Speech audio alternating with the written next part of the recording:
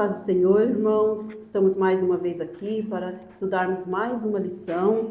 Graças a Deus, uma lição de número 6. Lembrando que nós estamos falando sobre o livro de Jeremias, exortação, arrependimento e esperança, o ministério profético de Jeremias. E hoje a lição é a de número 6, parábolas e pronunciamentos. Essa lição será ministrada no dia 9 de novembro de 2025. E hoje eu e a professora Rose iremos estudar essa lição juntamente com vocês. Vamos, antes de mais nada, fazer uma oração para que o Senhor possa nos dirigir nesse estudo. Oremos então. Senhor, nós somos gratas por esta oportunidade, por estarmos aqui mais uma vez na sua presença. Pedimos, ó Pai, a tua graça, a tua bondade e misericórdia sobre nós. Abre nosso entendimento, abre a nossa mente, para que possamos entender a tua vontade, Senhor. Fica conosco, abençoa a vida de cada professor que irá estudar essa lição também. Em nome de Jesus nós pedimos e te agradecemos. Amém. Amém. E eu vou pedir para você, Rose, ler o texto principal, o resumo e os objetivos. Tá? Ok. A paz do Senhor, irmãos. Texto principal diz assim: porque como o cinto está ligado aos lombos do homem, assim eu liguei a mim toda a casa de Israel e toda a casa de Judá. Jeremias 13:11. Resumo da lição. Diante da difícil tarefa de transmitir a mensagem de Deus em alguns momentos, o profeta Jeremias fez uso de parábolas. Objetivos: destacar as parábolas como recursos literários, saber que encontramos parábolas no Antigo Testamento, mostrar a parábola do cinto de linho e dos 2 cestos de figos. Amém. Rose, tem alguma coisa que você queira destacar logo aqui no início sobre a orientação pedagógica ou qualquer coisa que você queira, achou interessante aí? Na orientação pedagógica, ele dá uma dica para nós professores, né, para que a gente converse com os alunos explicando que a vida dos profetas não era uma vida comum, estava longe disso. Sim. Né? Eles tinham que abandonar os caminhos, os modos de vida normais, e aí fala que tudo girava em torno de receber e dar mensagens da parte de Deus, né? Então, fala um pouquinho dos protestos deles, que a gente já viu bastante e ainda vai continuar vendo, contra a idolatria do povo, contra a corrupção dos sacerdotes e reis, né? E, assim, ele lutava por mudanças. Essa é a principal informação dessa orientação, né? Sim, e é bem interessante. Eu também grifei aqui algumas coisas. Os profetas, normalmente, eles tinham essa coisa essa preocupação com a questão social, né? Porque eles falam que eles lutavam por mudança. Os profetas, nós vamos ver em praticamente todos os livros proféticos, eles falando sobre essa questão. A preocupação com os órfãos, preocupação com as viúvas, com a opressão do rico em relação ao pobre, não é? Então, a gente vê bastante essa questão nessa trajetória dos profetas. A questão das injustiças também, né, Edna? Isso. As injustiças que aconteciam não só com o povo mais pobre, mas injustiças de quaisquer formas. Né? Exatamente, né? E eles, o comentarista destaca, né, que eles ousadamente entregavam suas mensagens, sem se importar com o risco pessoal. Sim. Então, além de tudo, eles eram pessoas ousadas, eram homens, né? Foram homens ousados, porque eles precisavam até ter essa ousadia, porque a maioria dos profetas, eles tinham uma oposição, não é? Sim. Então, eles precisavam realmente ter essa ousadia da parte de Deus para entregar a mensagem do Senhor. Então, fica de exemplo para nós a vida desses profetas, né? Que, como fala, que não eram de maneira nenhuma uma vida comum, estava longe de ser comum. Eu me lembrei, quando lendo isso daqui, até da questão de Oséias, né? Sim. Oséias saiu totalmente do comum, porque Deus fala para ele, vai e casa com uma prostituta, sim, não é? Então, assim, realmente era uma coisa fora do comum. Mas foram homens que foram usados por Deus naquele tempo, e da mesma forma hoje o Senhor ele tem levantado cada um de nós e tem nos usado da mesma maneira que usou os profetas no passado, né? O Senhor usa cada um de nós naquilo que ele tem planejado, tem determinado para nós, né? O importante é nós estarmos na posição, como esses profetas se colocaram, não é? Mesmo muitas vezes se sentindo incapazes, como foi o caso do próprio Jeremias, né? Sim. Que disse que era uma criança, mas mesmo a gente se sentindo assim, Jeremias se sentiu dessa forma, mas ele se colocou na presença do Senhor, ele se entregou. E a mesma coisa o Senhor espera de nós, para que nós possamos ser usados, né, da mesma forma que esses homens, né, Rose? E é melhor obedecer, né? Sim. No caso de Jonas, ele foi requerido de Deus, ele estava na zona de conforto, precisava sair dessa zona de conforto. Sim. E ele prefere não sair. E Deus vai lá e faz, a gente já conhece a história, né? Sim. E ele vai ter que fazer de qualquer jeito. Forma. Exatamente, então é melhor obedecer mesmo. Bom, entrando já aqui no nosso primeiro ponto, quando fala a parábola como recurso literário. Nós já comentamos um pouquinho sobre a questão da parábola lá na lição que falou do vaso e do oleiro, né? Sim. A gente já falou um pouquinho o que é, mas nessa lição nós vamos falar de forma mais detalhada. E nesse primeiro ponto, quando fala que a parábola como recurso literário, a definição, né, do que é parábola. Se a gente for para o subsídio de número 1 aí, ele fala assim, a palavra parábola é usada para falar de determinada forma literária que se comunica indiretamente por meio de linguagem comparativa. Eu vou parar aqui no comparativa. É o que a gente vem falando, né, até então.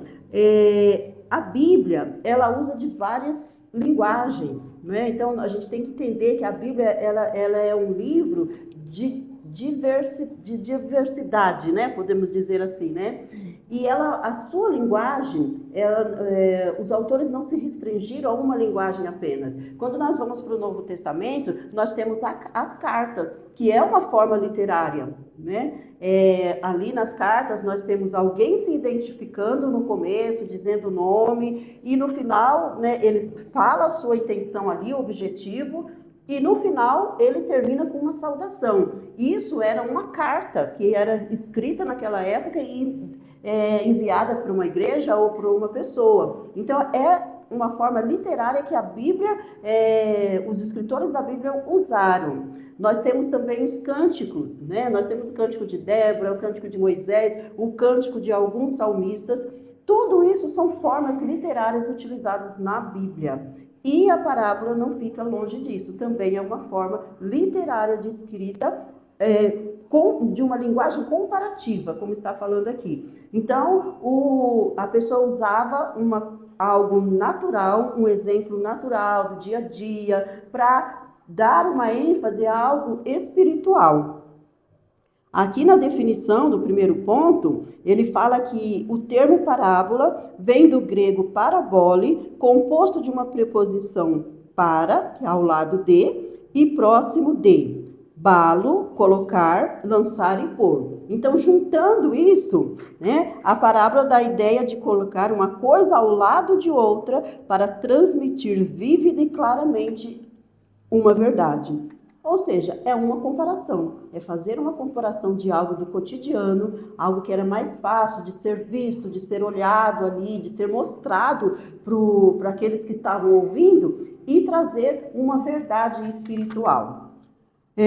No Novo Testamento, as parábolas mostram a natureza, os princípios e os valores do reino de Deus, além de ensinar o modo pelo qual o crente deve agir e reagir no mundo. Nós ainda vamos falar bastante sobre as parábolas que Jesus falou, mas nós sabemos que no Novo Testamento, a maioria das parábolas, elas foram faladas por Jesus, não é? E ele trazia esses Qual a intenção de Jesus ao falar através de parábolas? Mostrar isso daqui que o comentarista está falando, os princípios e valores do reino de Deus. Quando, por exemplo, Jesus fala ali a parábola do fermento, o que Jesus queria dizer com aquela parábola? Que era para os discípulos tomarem cuidado com a doutrina dos fariseus, porque nós sabemos que o fermento, uma pequena quantidade, ele produz um efeito muito grande. E da mesma forma era ali a doutrina dos fariseus. E nos nossos dias também, às vezes uma palavra só errada que alguém diz durante uma pregação, se aquilo entra na nossa mente, ela pode trazer um estrago muito grande, não é, Rose? Então, esse é o exemplo da parábola do fermento. E outras parábolas que Jesus falou, a parábola do filho pródigo, quando Jesus mostra ali o amor do pai para o filho que se afastou da sua casa. Então, todas as parábolas que Jesus falou, ele queria mostrar isso, nos ensinar a forma que nós devemos servi-lo, a forma de agir e reagir no mundo, os valores eternos do reino de Deus. Tudo isso foi falado através das parábolas de Jesus. O número 2 aqui do nosso subtópico 2 diz que a interpretação de uma parábola. Ao interpretar uma parábola, nós temos que levar em consideração duas coisas, principalmente, que nós podemos pegar aqui nesse ponto. O primeiro passo é identificar se a parábola tem ou não pessoas envolvidas e qual seja este contexto e quais as circunstâncias em que estavam para que ela fosse usada. Então, algumas parábolas que Jesus falou, ou que alguém falou, ela contava a história ali de pessoas, tinha pessoas envolvidas, mas outras já não tinha, não é? Por exemplo, a parábola das 10 virgens, né? A própria do filho pródigo que eu falei, né? Que tinha pessoas envolvidas. Então, a gente tem que entender esses princípios.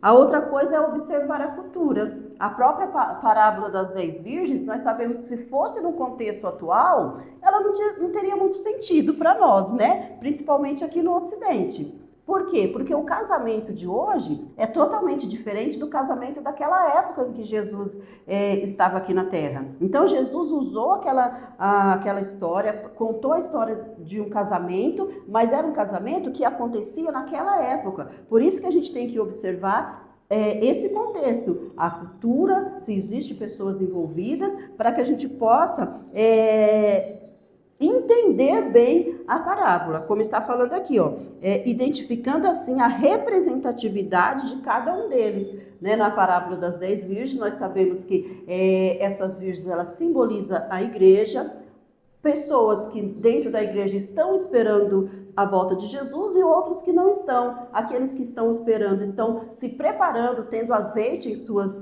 lamparinas, e os que não estão esperando, né, ou estão dormindo, não estão preparados com o azeite suficiente. E o noivo é o próprio Jesus. Então a gente consegue entender observando o quê? A cultura, né, sabendo que naquela época era dessa forma. Então a gente consegue entender melhor, né? Então, esses primeiros pontos é só para a gente entender mesmo essa questão do significado da parábola e como interpretar uma parábola. Embora nós vemos que na palavra de Deus não fica muito difícil de entender, né? Principalmente as parábolas de Jesus, a maioria delas, Jesus dava a explicação ali para os discípulos, né? Era como diz, é um contexto bem tranquilo, porque usa o cotidiano, exemplos do cotidiano para expressar algo espiritual. E é claro que a gente tem que se lembrar sempre que nós estamos falando também da Bíblia, que é um livro voltado principalmente para as coisas espirituais. É um livro que traz verdades espirituais. Então, em cima de tudo isso, nós temos também a ajuda do Espírito Santo, né, para nos ajudar nessa interpretação. Não podemos esquecer disso. Mas e Jesus e as parábolas, Rose? O que você nos fala aí sobre... Jesus, ele era didático, né? Jesus, ele mexia com os sentimentos das pessoas, ele mexia com o racional das pessoas também, ele fazia com que nós pensássemos racionalmente, usando simples exemplos do dia a dia. Se ele tinha um lavrador, ele ia aproveitar para falar com o lavrador. Ele veio com a parábola do joio e do trigo. E nada mais importante do que aprender com aquilo que nós estamos lidando diariamente. Jesus, nessa didática, ele faz com que as pessoas consigam memorizar a história e o ensinamento, que era o principal objetivo da parábola. Quando eu conto uma parábola, eu tenho alguns objetivos. O primeiro objetivo, de acordo com as questões de estilística mesmo, de língua portuguesa e de literatura, é que a parábola, ela transmite um ensinamento moral e religioso. Esse é o princípio básico de se contar uma parábola. Por isso que Jesus conta tantas, né? E uma outra coisa é tornar mesmo esse ensino mais fácil de ser aprendido.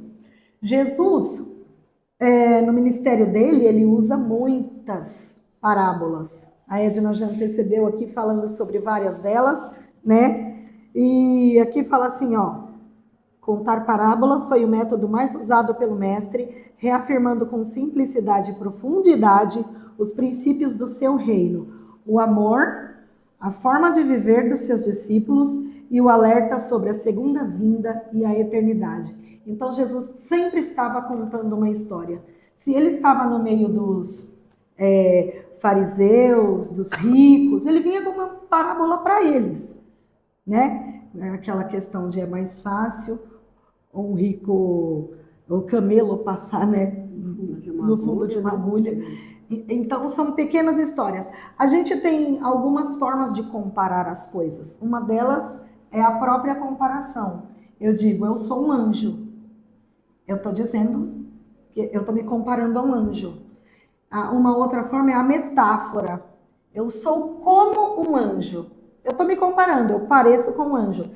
E a parábola é tudo isso, só que de uma forma um pouco maior, mais contextualizada com o cotidiano das pessoas. Jesus faz isso muito bem, né? Então, o uso das parábolas por Jesus foi algo previsto e com o propósito de tornar claras as verdades antes ocultas. Aí você falou que Jesus ele falava parábola, algumas eram fato, clichês, né? Mas algumas não, ele tinha que dar a interpretação. E Jesus foi mestre em muitas coisas, né? Em todas as coisas, eu diria. Mas nas parábolas ele caprichou, viu, Edna? Sim. Caprichou. Precisava de uma lição, só para falar sobre as parábolas de Jesus, né? São lindas, né? São grandes ensinamentos. Interessante é que a gente fala da parábola como algo escrito para o cotidiano, cultura e sociedade da época.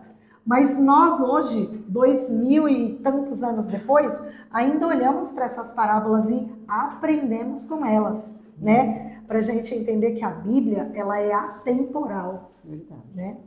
Exatamente. É interessante aqui que ele fala que essa questão de que a gente aprende com ela, que você falou, Jesus falou, o comentarista colocou aqui que Jesus contava suas parábolas aos que interessavam, mas aos que endureciam o coração e não buscavam compreender os seus ensinamentos, as mesmas parábolas serviam de julgamento divino. Sim. Né? Então a gente tem que ter esse interesse em aprender, em saber. Os discípulos se interessavam, então eles questionavam: o que o senhor quis dizer com essa parábola? Eu não entendi, não é? Sim. Mas para aqueles que não se interessavam, servia como um julgamento mesmo, né? Uma correção. Sim. Não é? Então a gente precisa ter esse interesse também.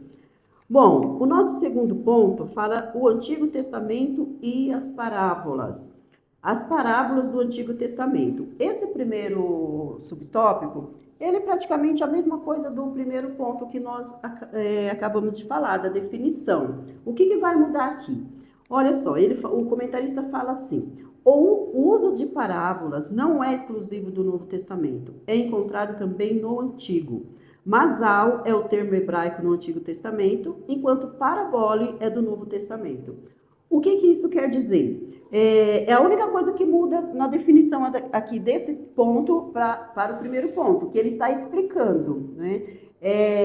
No Antigo Testamento, quando se referia a uma parábola, usava a palavra masal. No Novo Testamento, quando se referia a uma parábola, usava a palavra parabole. Por que isso? Porque nós sabemos, entendemos que a Bíblia, ela foi escrita em mais de um idioma. O Antigo Testamento, ele foi escrito principalmente na língua hebraica e alguns trechos no aramaico. Então, essa palavra masal, ela é uma palavra hebraica.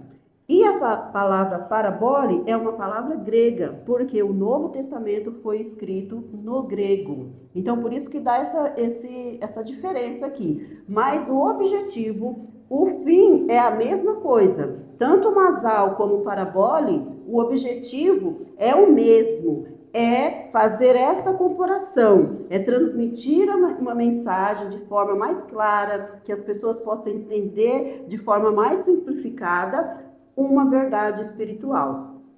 Nesse caso aqui não muda nada, só muda a questão da palavra, a forma de falar, o masal e parabole, porque no Antigo Testamento é no hebraico e no Novo Testamento é no grego, mas o final, o objetivo é o mesmo. É isso que nós já falamos, fazer essa comparação, né, para que seja mais fácil, para que a pessoa possa entender aquilo que outras pessoas querem dizer. As parábolas do Antigo Testamento, aqui nesse ponto eu vou aconselhar vocês, professores, a estudarem ou lerem essas parábolas. Ele cita várias parábolas aqui. A parábola do Jotão, a de Natã, a mulher de Tecoa e a de Jeoás. Acho que uma das que a gente mais pode dizer que é mais conhecidas por nós aqui seria essa palavra de Natã, que é sobre o pecado de Davi, né? Que onde ele dá aquele exemplo de um homem rico que tinha várias ovelhas, e aí alguém chegou na casa dele, e ele foi, e tinha um pobre que tinha uma só, né? Aí alguém chegou na casa dele, o homem rico faz o quê? Pega a ovelhinha do homem pobre e mata para oferecer para o amigo que chegou. Então, acho que essa parábola é a mais conhecida por nós. Né? A de Jotão é aquela história das árvores, é uma parábola muito interessante essa, né? Que Jotão era filho de... me fugiu o nome Me fugiu o nome agora, gente. Mas ele... Gideão, né? Gideão. Era filho de Gideão. Ele tinha outros irmãos e um desses irmãos se chamava Abimeleque. O Abimeleque vai, após a morte de Gideão, o Abimeleque vai e mata todos os seus irmãos, que eram, na verdade, 70 irmãos, não era pouca coisa não, né? Eram 70 irmãos. Ele mata esses irmãos para tomar o lugar ali, para ficar no lugar deles, não ter que dividir nada com ninguém, né? Só que o Jotão é o irmão mais novo que consegue fugir, então ele escapa de ser morto.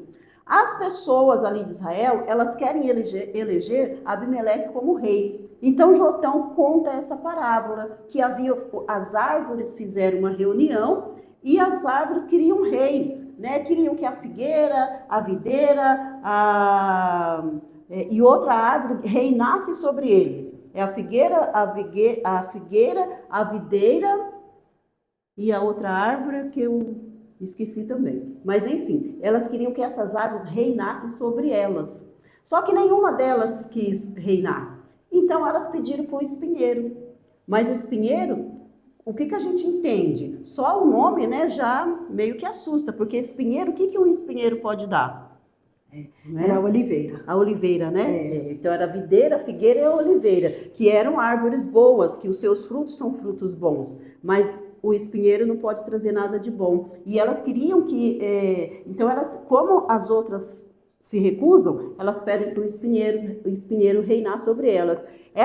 Isso estava se referindo à vida de Abimeleque. Jotão queria dizer para o povo de Israel que eles estavam escolhendo um rei que não tinha princípio, um rei que não tinha bom caráter, né? Que era a mesma coisa de um espinheiro. O que poderia ser o espinheiro poderia produzir?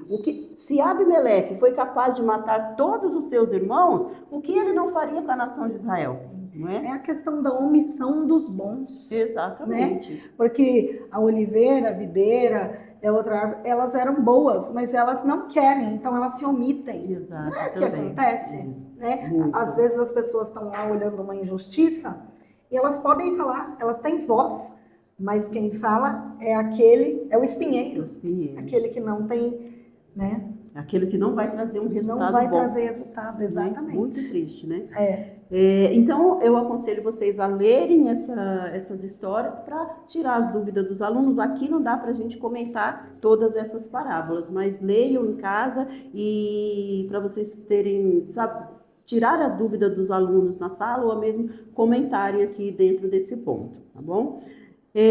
O próximo subtópico fala dos profetas e as parábolas, e a Rose vai comentar aí para nós. É mais ou menos uma continuação, né, exato. do que você falou. Na nossa lição, nessa lição, a gente tem tópicos muito parecidos, muito continuados, né? Então, sobre esses profetas e as parábolas, eles eram os principais responsáveis pelos ensinamentos de lições que vinha de Deus para o povo, né? Então, isso aí Jeremias fez muito bem. Não foi muito bem visto, muito bem quisto, mas ele fez com autoridade e graça de Deus, né? Então, a gente tem um exemplo de Jeremias falando sobre o vaso, que é uma história que ele observa, Deus vai lá e fala para ele, ó, eu quero que você observe o oleiro, para você poder contar essa história. Vivencia essa história para você poder contar ela, né? E ele vai e faz. Aqui fala assim, ó, além da relação do profeta com Deus, há também sua relação com o povo, na entrega da mensagem que deveria ser inteligível e acessível. Diante disso, esses homens escolhidos por Deus, em algum momento usaram as parábolas para transmitir a verdade divina. Aí a gente tem várias outras parábolas também. Balaão, Natã, né? A Bíblia vai registrando profetas que falaram por meio de parábolas, o próprio Isaías, né? Aí a gente tem Ezequiel também, que veio falando, né? Algumas coisas. E eles eram homens que precisavam, com muita inteligência e sabedoria, falar algo de Deus para o povo de uma forma mais simplificada. Não que Deus não falasse simplificadamente com eles, mas eles observavam o cotidiano e faziam isso de uma forma mais pedagógica, né? Isso era muito importante. E aí tem várias outras parábolas também, que são muitas, né, irmãos? É muito bacana a gente ler essas parábolas, explicar, né? Pelo menos fazer por tópicos ali, para que se os nossos alunos perguntarem sobre alguma delas, a gente consegue.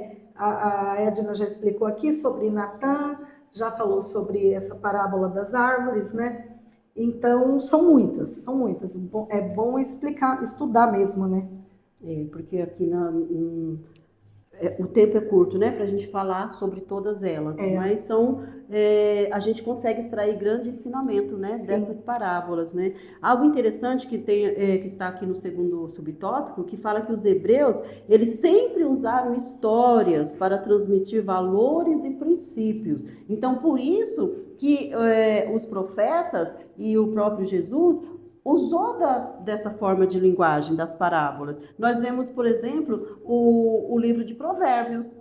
Não chega a ser uma parábola, mas eram provérbios, ditados populares, que eram usados, muitos deles, pelos próprios judeus, e que ali eles transmitiam uma verdade. Então era uma forma deles entenderem melhor, né? E se a gente pensar, hoje também a gente usa, nós temos os jargões da nossa época também, né? Ditados populares da nossa época. Então são formas de linguagem que fazia e faz com que as pessoas consigam entender mais uma verdade. Porque às vezes falando, principalmente quando nós falamos de verdades espirituais, às vezes falando fica mais difícil da pessoa entender. Então, quando usava essa forma de linguagem, a parábola, ficava muito mais fácil. E os hebreus, isso era algo comum, algo que eles faziam com frequência. Por isso, os profetas utilizavam dessa forma de linguagem. Mais alguma coisa aqui, Rose? Não, Edna, eu acho que, tirando essa questão de É legal até se quiser algo mais rápido, tem as inteligências artificiais hoje, né? Sim, Que quando você vai lá, pergunta sobre a parábola, por exemplo, do leão enjaulado, né? E ele te traz ali um artigo curtinho, de fácil entendimento, pelo menos para a gente se inteirar nisso. O bom é ir para a Bíblia, né? sim, Bom é ir para a Bíblia, mas é uma opção, né? tá certo. Bom, vamos para o nosso terceiro ponto, então, que é as parábolas de Jeremias, né? Aqui, esse terceiro ponto, ele vai focar na parábola do cinto de linho, que é o nosso texto, né? O nosso texto, a nossa leitura em classe. E aqui é interessante que você comentou da parábola do vaso. Aqui acontece mais ou menos a mesma coisa. Deus pede para Jeremias fazer algo real mesmo, fazer alguma coisa ali. Na parábola do vaso, Deus pediu para Jeremias ir até a casa do oleiro. Isso aconteceu literalmente. Ele foi, saiu do lugar dele e foi até a casa do oleiro. Aqui também acontece mais ou menos a mesma coisa. Deus pede para Jeremias comprar um cinto. Ele fala para ele ir comprar um cinto de linho. Jeremias vai, compra esse cinto e usa esse cinto durante algum tempo, não é? E aí depois Deus dá uma nova ordem para ele. Pede para ele enterrar aquele cinto. E aí, a partir daí que vai, na verdade, começar a parábola em si. Porque aquele cinto, ele significa alguma coisa. Ele ser enterrado significa alguma coisa. Ele, depois de ser enterrado, significa alguma coisa. Então, mas no começo, é algo real que acontece, que Jeremias precisa realmente fazer. Então, ele vai e compra esse cinto. Aqui no meio do texto, ele fala assim, ó, seguindo a ordem divina, Jeremias comprou um cinto de linho, usando-o em sua cintura e depois o enterrou junto ao rio Eufrates. Depois de muitos dias, o profeta desenterrou. Deus fala para ele, vai lá e desenterra o cinto. Agora, um cinto de linho enterrado, né? O que vai acontecer com esse cinto? Nós não estamos falando de um material durável. Nós estamos falando de um material que ele é um pouco mais frágil. É um tecido em contato com a terra durante muitos dias, é claro que ele vai apodrecer, não é, Rose? Sim. E é o que acontece. Quando Jeremias desenterra aquele cinto, o cinto está totalmente apodrecido. Né? E aí Deus fala, né? O texto aqui continua dizendo que depois de muitos dias o profeta desenterrou o cinto que já se encontrava apodrecido e sem nenhuma utilidade. Era o que estava acontecendo com o povo de Israel naquele momento. Né? Deus tinha um plano, chama o povo de Israel, escolhe Israel como a sua nação, como uma nação santa, como um povo que ele amava. Até então, enquanto o povo está nas mãos de Deus, ele tinha um valor, ele podia ser utilizado de uma forma adequada. Mas quando o povo se volta contra Deus, é esse momento que o cinto é apodrecido, não é? Porque o próprio povo, ele faz com que eles percam o seu valor. E eles ficam sem utilidade para Deus, porque o cinto apodrecido não dá para usar mais. O que tem que fazer é jogar fora. E aquela era a situação do povo de Israel naquele momento. Outra coisa interessante dessa questão do cinto, que o linho era tecido usado pelos sacerdotes. Nós conhecemos a história dos sacerdotes, eles utilizavam, as vestes deles eram feitas principalmente de linho. Então, quando Deus, não era por acaso, não foi por acaso que Deus manda Jeremias comprar um cinto de linho. Por quê? qual era a ideia de Deus para a nação de Israel? É que eles exercessem essa missão sacerdotal, que eles se colocassem diante de Deus, intercedendo pelas outras nações ou levando as outras nações até Deus. Era algo que os sacerdotes faziam. Eles levavam o povo até Deus, os sacrifícios do povo até Deus. Então, a missão de Israel era essa, a missão de Judá era essa. Só que como eles perdem, se voltam contra Deus, eles perdem essa missão, eles se tornam, né, inúteis, né? Olha o que fala o texto aqui. A semelhança do cinto que perdeu o seu valor, Judá perderia o sentido de ser, caso deixasse de cumprir o seu propósito. Isso aqui é muito importante e muito difícil também, não é? Achei essa frase, esse texto muito difícil, porque quantas pessoas dentro da igreja estão perdendo o seu valor, não é, Rose? Muito. Porque assim, como o povo de Judá, estão se voltando contra Deus, não estão exercendo o seu propósito, aquilo que Deus os chamou. Quantos jovens foram chamados e já foram usados de maneira poderosa nas mãos do Senhor, mas de repente começam a se voltar contra Deus, a serem rebeldes, a serem desobedientes. Quando isso acontece, eles acabam perdendo o seu valor. Não é que Deus deixa de valorizar, mas eles mesmos perdem o seu valor com as suas ações, com a sua forma de viver. E isso é muito difícil, né? Vocês veem que ser considerado como cinto apodrecido, não é? Que a gente possa chamar a atenção da nossa sala, dos nossos alunos, para que eles possam valorizar aquilo que Deus tem colocado nas mãos deles.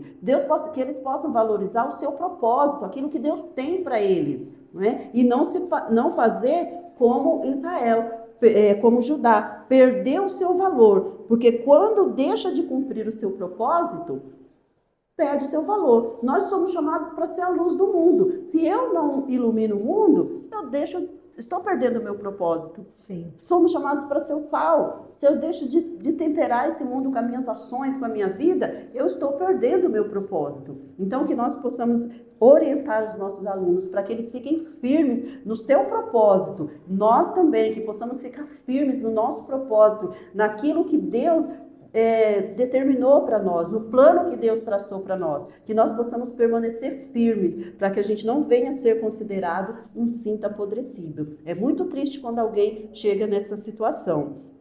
Outra coisa importante, assim como o cinto abraça o corpo do seu usuário, assim também Deus desejou abraçar Judá. Olha que lindo isso aqui, né? Vocês veem que cada coisa tem um significado, não é?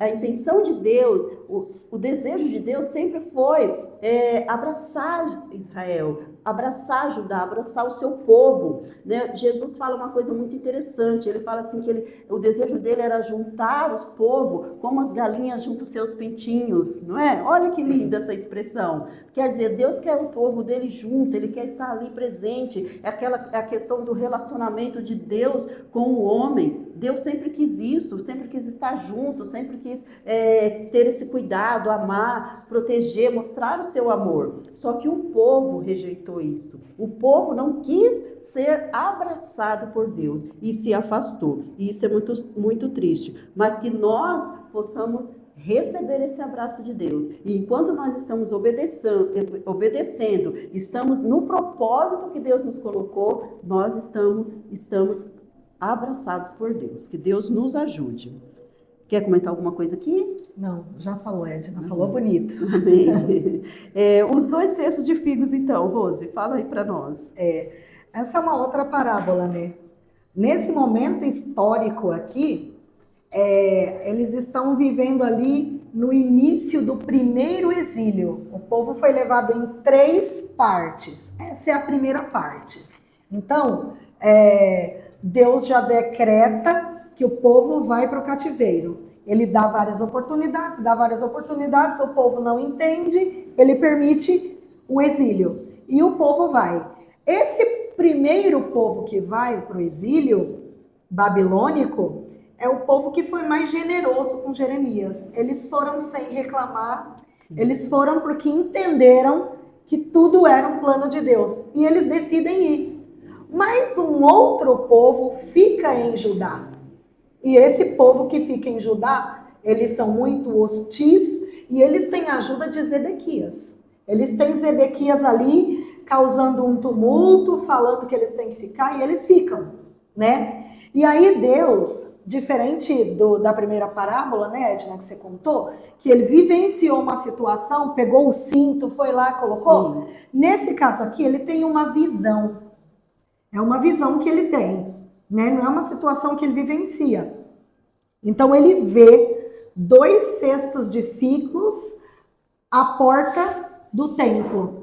E dentro de um dos cestos tem figos bonitos, viçosos, que servem para serem comidos, né? São figos saudáveis. No outro cesto, ele vê figos não, assim, muito ruins. Então a gente tem 2 cestos, figos bons e figos ruins. E aí ele vai explicando isso. Como a gente entende essa parábola?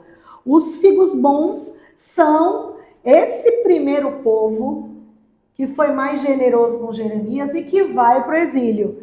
E no meio desse povo tem Daniel, Sadraque, Mesaque, Abednego e tantas outras pessoas que vão e que não negam o nome do Senhor lá na Babilônia. Porque eles vão crentes e permanecem crentes lá. São esses figos bons. São os figos generosos, são os figos, aqui fala assim, ó,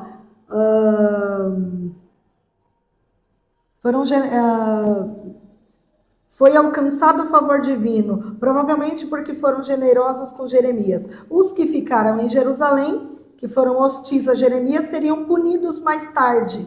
E aí ele vai falar sobre a disciplina, porque a gente entende que a palavra, a gente falou lá no começo, que a parábola, ela traz um ensinamento moral ou religioso. Ela tem uma característica, um fundamento, né? E qual é o fundamento?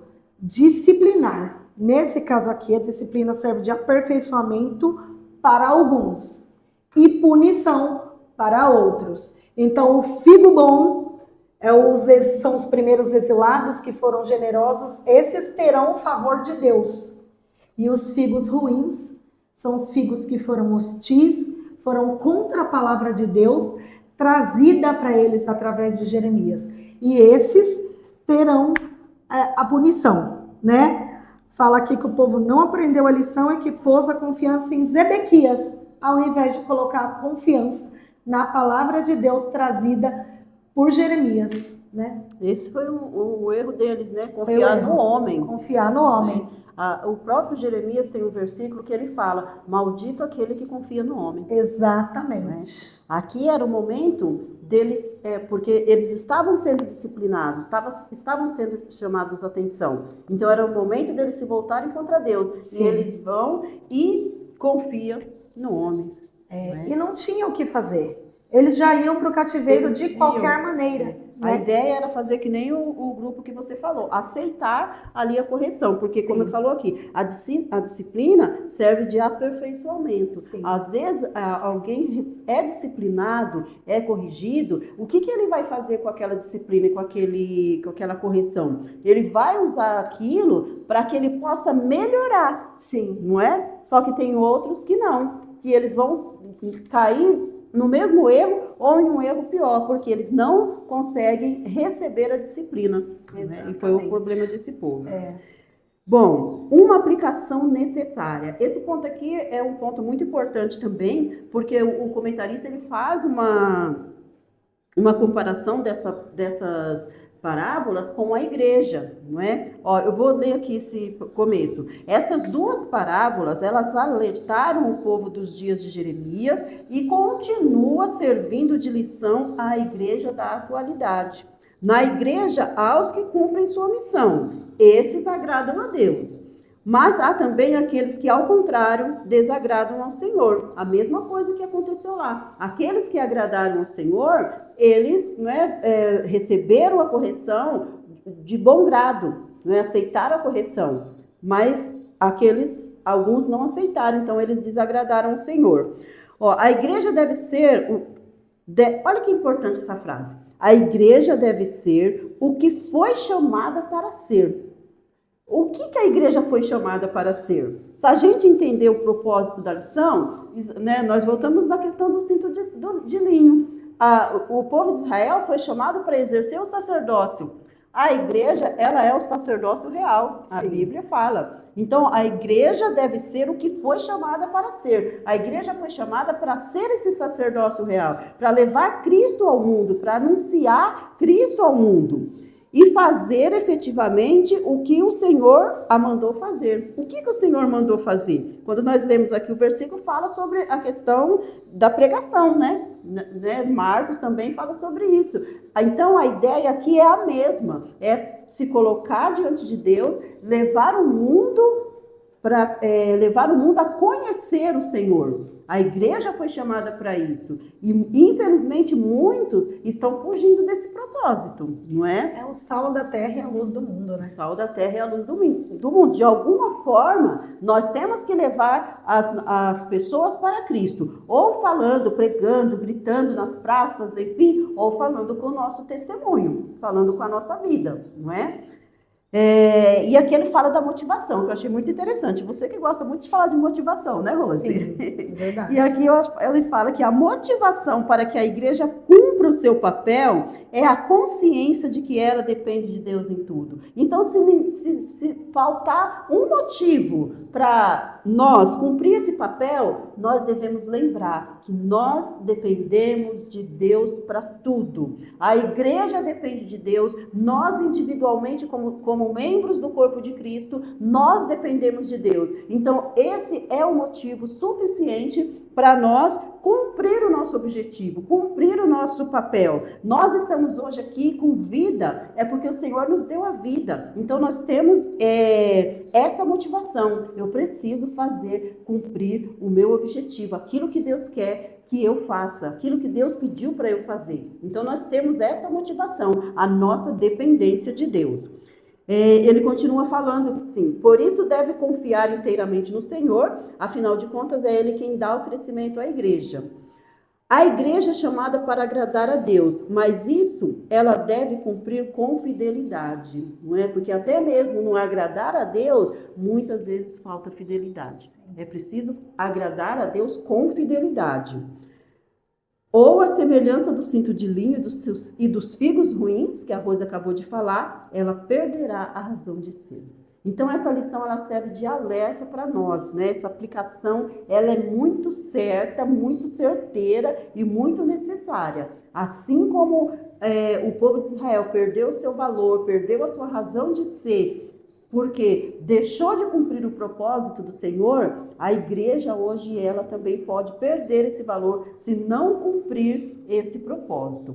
E nós, né, vamos trazer essa aplicação para nós, né, Rose? Sim. Nós, como professores, também devemos cumprir esse propósito que Deus nos deu, esse propósito para o qual nós fomos chamados, não é? Porque se nós não cumprirmos esse propósito também com fidelidade, como falou o comentarista aqui, nós vamos estar perdendo a nossa razão de ser, razão de existir, não é? Mas que o Senhor nos guarde, que guarde a vida de cada professor, que guarde a vida dos seus alunos, dos nossos alunos, e nos ajude a ser esse diferencial. O mesmo diferencial que Jeremias foi, como nós falamos no começo da lição, que eles, como profetas, eles eram pessoas diferentes, mas pessoas que agradavam ao Senhor. Que nós possamos cumprir também o nosso propósito e ser pessoas dessa forma. Quer colocar mais alguma coisa, Rose? Tá bom. Então, professor, que Deus abençoe a sua vida, que Deus abençoe a sua aula, que você seja uma bênção na sua sala de aula. Amém.